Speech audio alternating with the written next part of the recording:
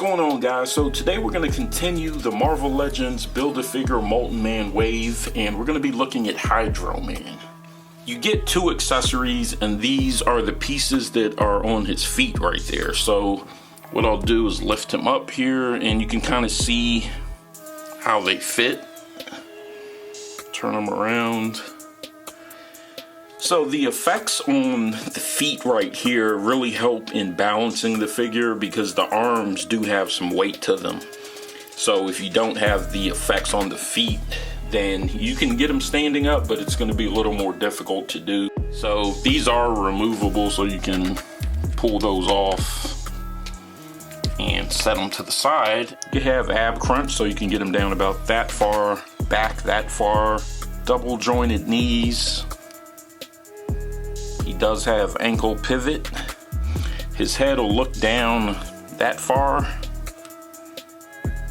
and we'll get him looking up that far.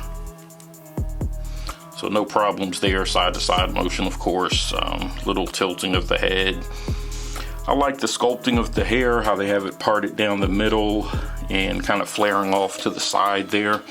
But here's where we start running into problems. Okay, so this is about the extent of the elbow movement, so it's pretty much non-existent. His hand is hinged, so you can get him tilting it back a little bit that far, spinning it around.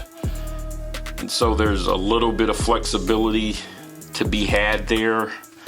Not a whole lot. It is a closed fist, so you can't get him holding anything. So I don't know how well you guys are going to be able to see it, but this is the joint right there to allow him to move it up and down. And this is the extent of the movement. This hand here, same kind of deal as the other one. You have limited movement, but it does rotate. So let's go ahead and move into my final thoughts for this figure. I think the thing that I like most about the figure is also the thing that I like the least, and that's the arms. And what I mean by that is I love what they did with the detail and the sculpting and everything. I think the effects on the feet look good. It does look like he's kind of rising from the water, but the arms in particular suffer from articulation. And for me, that's not really a huge deal because, like I said, I don't do a whole lot of action shots or anything like that, but I think the people that do may be a bit disappointed because they're not going to be able to get his arms positioned in a way they may want to. But with that said, the alternative option that they could have done with the arms is to do something like they did with the feet, where it just simply sticks on.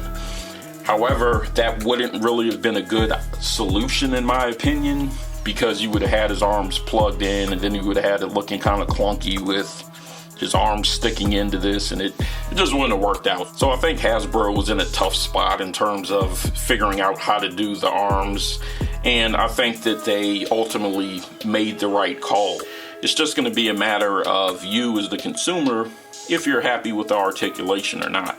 The fact that they the arm joints, or shoulder joints I should say, are rigid enough to sustain him holding his arms up is a plus. So overall, it's a solid figure in my opinion. Yes, they could have done some things differently, but I think the concessions they made them in the right areas, and the hard choices they had to make, they made those. So let me know your thoughts on this figure in the comment section. If you have him, if you're looking forward to getting him, if you're gonna pass on him or pass on the entire wave. Thank you for watching. As always, thank you for your support, and I will see you on the next video.